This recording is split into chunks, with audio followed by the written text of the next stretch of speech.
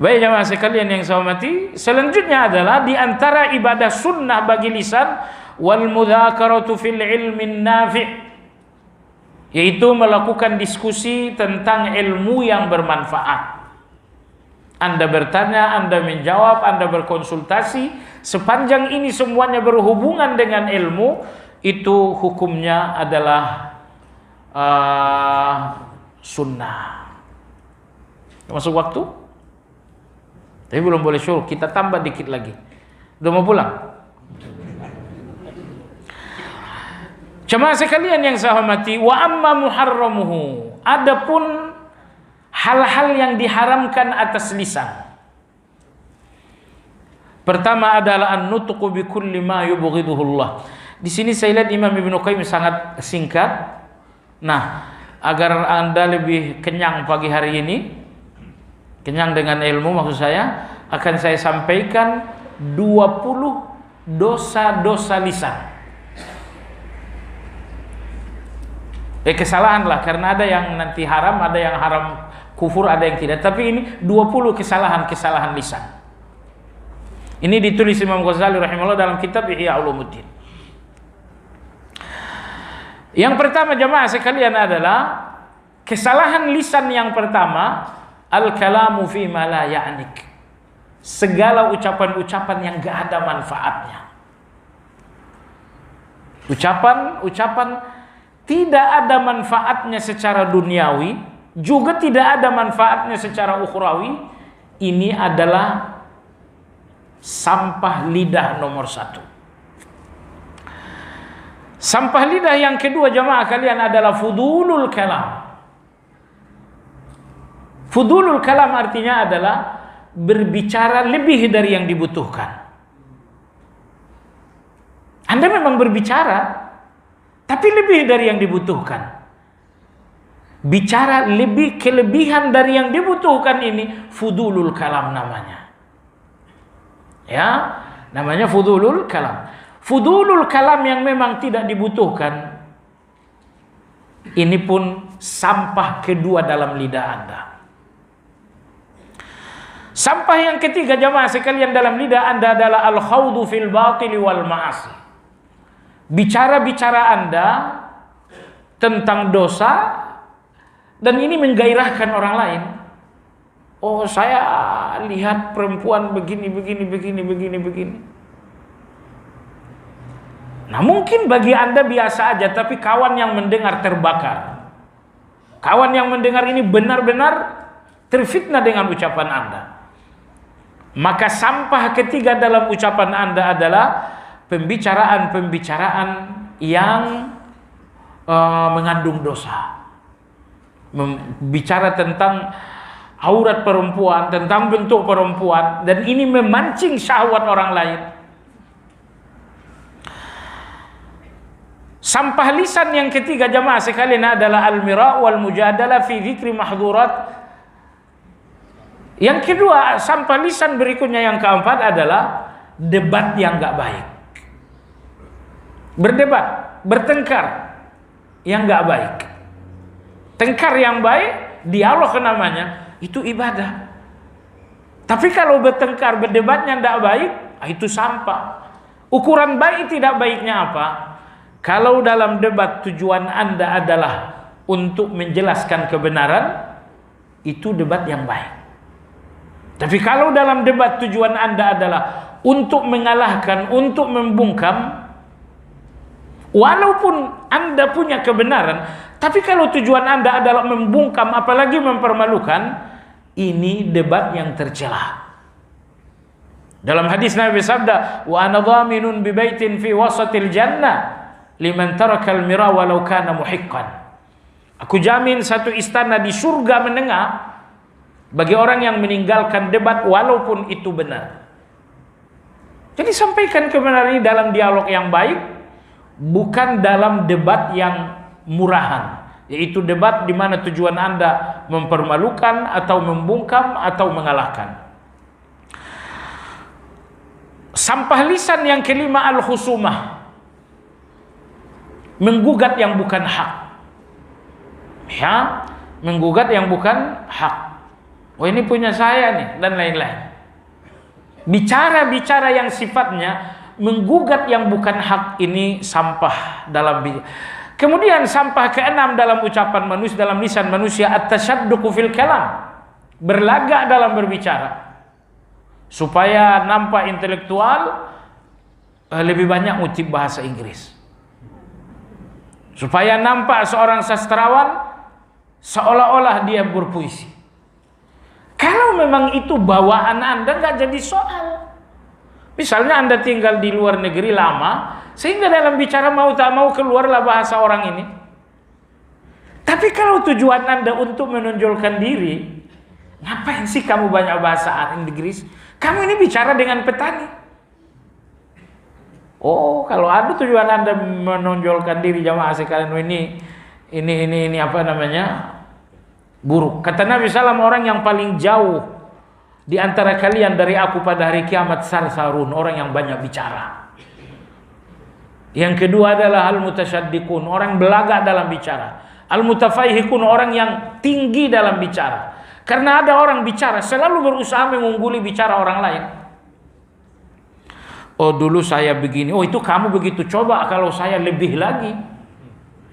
Ada orang tertentu kalau mau bicara selalu berusaha mengungguli orang lain. Nabi berkata, orang yang paling kubenci di antara kalian di hari akhirat pun paling jauh dari aku 3. Sarsarun, orang yang banyak berbicara. Kemudian mutasyaddiqun, orang yang belagak dalam berbicara.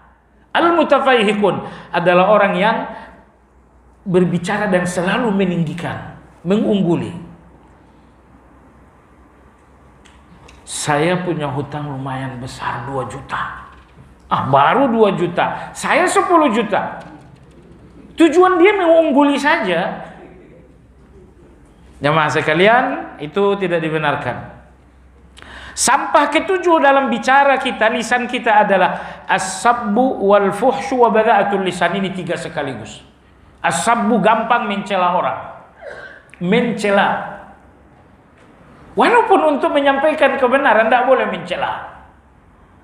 Kebenaran disampaikan dengan bahasa yang paling baik. Wal fuhsyu, ngomong jorok. Tidak boleh ngomong jorok. Kalau Anda berbicara tentang sesuatu yang terasa jorok, coba cari kiasan-kiasan. Ya. Kemudian bada'atul lisan, kasar. Oh, kalau ngomong kasarnya luar biasa. Nah, sampah ini ada 3, nomor 8, nomor 7 tadi ada 3. Nomor 8 jamaah sekalian, al-la'an, melaknat. Oh, semoga Allah melaknat fulan. Jangankan manusia, binatang pun tak boleh dilaknat. Oh, terkutuklah domba ini misalnya. Tidak boleh dalam agama kita. Kemudian sampah ke-9 dalam ucapan, dalam lisan seorang adalah bernyanyi. Dangdutan. Tidak boleh dangdutan dalam agama kita. Rock-rockan gitu, rock, solo, campur sari. Itu tidak boleh semua dalam agama kita tuh. Oh tapi kan khilafiyah. Kalau khilafiyah itu bukan berarti Anda nimbrung. Anda harus menghindar. Ya, karena masih ada orang bilang hukumnya cuma makruh, hukumnya cuma begini. Sebenarnya apa sih tujuan Anda dengan khilafiyah itu? Tujuan Anda dengan khilafiyah untuk menemukan jalan hawa nafsu menuju sesuatu keinginan. Anda nggak bermaksud mendapatkan kebenaran dengan khilafiyah itu. Tujuan Anda adalah Anda ingin hawa nafsu Anda kenyang. Maka kenapa Anda berlagu, bernyanyi, bergitar, berpiano? Ini khilafiyah di kalangan ulama. Ingat, ulama berkhilafiyah lalu ulama mengatakan al-khuruju minal khilafi mustahab. Keluar dari khilafiyah itu adalah kehormatan. Hukumnya sunnah. Berarti kalau Anda mengambil khilafiyah hanya untuk menemukan jalan menuju syahwat, Anda orang yang sangat rendah. Ini yang dinamakan dengan tarakhus. Imam Auza'i rahimahullah beliau mengatakan, orang yang tarakhus adalah orang yang agamanya tipis. Yaitu orang-orang yang selalu menggunakan khilafiyah untuk mengambil syahwat. musik khilafiyah, saya ambil pendapat yang membolehkan. Paha khilafiyah, saya ambil pendapat yang mengatakan paha itu boleh. Rokok khilafiyah, Anda ambil pendapat yang lebih ringan lagi. Imam Auza'i rahimahullah mengatakan, orang-orang yang mengambil khilafiyah untuk sampai kepada syahwat, ini namanya tarokhus, ini orang agamanya tipis. Waliyahzubillah, itu hawa nafsu. Kemudian penyakit sampah lisan yang ke-10 adalah al-mizah, bercanda yang berlebihan. Bercanda sesuai garam boleh. Tapi ingat, garam ini kalau lebih asin, kalau kurang hambar, berikan garam. Bercanda dalam agama kita sunnah. Tapi kalau berlebihan, candanya dusta misalnya. Canda berlebihan itu pertama, kalau candanya dusta. Masya Allah, glowing sekali wajah awak nih. Udah tahu orang kulit hitam, glowing katanya. Anda bercanda dengan dusta, makin langsing saja di tubuh, padahal ketahuan kawan makin gebrot. Jamaah sekalian, jangan bercanda dengan dusta. Yang kedua, jangan bercanda menggunakan simbol-simbol agama. Bercanda dengan ayat, bercanda dengan menyebut nama ulama, bercanda dengan Ka'bah, bercanda dengan ibadah-ibadah. Nggak boleh. Nomor 3, jangan bercanda dengan orang tua. Ya, sebagian orang tua sendiri tentu bercanda dengan orang tua sendiri, kalau itu berlebihan, itu malah tidak dinamakan menghormati. Kalau Anda bercanda dengan saya, kan saya masih anak muda, silakan aja. Tapi kalau dengan orang tua jangan. Ingat, ada satu hadis Nabi yang sangat berat. Kata Nabi, inna min ijlalillah ijlalus syaibatil muslim. Di antara bentuk mengagungkan Allah, Anda dinamakan mengagungkan Allah apabila Anda menghormati orang tua yang muslim. Ini orang tua muslim, artinya sudah puluhan tahun ibadah di depan Allah. Menghormatinya berarti menghormati Allah. Ini hadis hafal baik-baik. Baik, kemudian kesalahan ke-11, as-sukhriyah wal istihza, merendahkan orang lain, menghina orang lain, menghina fisiknya, menghina logikanya, menghina keturunannya, menghina hartanya, dan kemudian dosa ke-12 adalah ifsya'us sir, membongkar rahasia orang lain. Kalian nggak tahu, saya tahu orangnya begini. Kemudian yang ke-13 adalah al-wa'dul kadhib, janji dusta, janji palsu kalau kata kita. Yang ke-14 adalah al-kadhibu fil qaul, berdusta itu sendiri. Yang ke-15 adalah ghibah. Yang berikutnya udah berapa tadi? Iya. Yang ke-16 adalah namimah. Masya Allah, namimah ini yang dilakukan oleh tukang edit itu. Namimah itu artinya adu domba. Dan adu domba ini menemukan kemajuannya seiring dengan media ini. Potong ceramah ini, ambil ceramah ini, gabung. Sudah jadi kacau balau sudah. Itu namimah, itu dosa besar. Baik, adu domba. Dan adu domba yang tadi itu adu domba dengan editing seperti itu. Misalnya nih pemerintah ngomong benar, tapi sesuai konteks. Begitu dipotong begini, itu tujuannya mengadu domba rakyat dengan pemerintah. Ada juga adu domba untuk mengadu domba umat dengan ulama. Jamaah sekalian,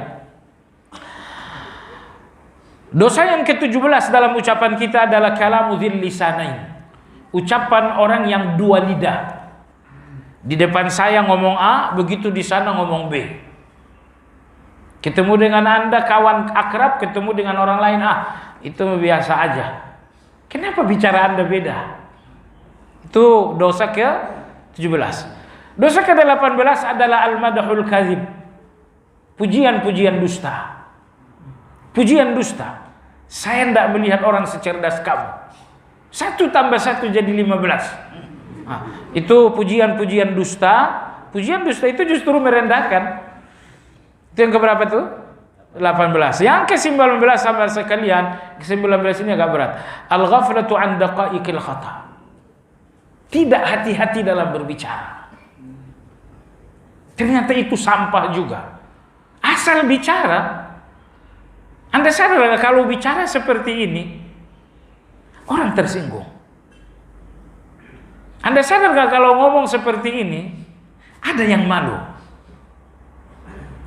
Maka kata Imam Ghazali, kelalaian dalam mengucapkan kata-kata ini sehingga nggak ada kehati-hatian, ini dosa ke-19. Kemudian kesalahan yang ke-20, su'alul amma an sifatillah. Apa itu? Pertanyaan-pertanyaan orang awam yang berlebihan tentang hal gaib, termasuk tentang Allah. Allah itu bagaimana sih? Punya tangan atau punya kaki atau punya perut? Kok takdir itu begini sih? Nah, ini pertanyaan-pertanyaan orang awam yang terlalu rinci tentang hal gaib, itu adalah sampah ke-20 dalam bicara kita. Baik jamaah sekalian, sampai di sini mudah-mudahan bermanfaat. Mohon izin, minggu besok kita liburan lagi, tapi 1 minggu aja insyaallah taala. Ya, barangkali pertanyaan dipersilahkan.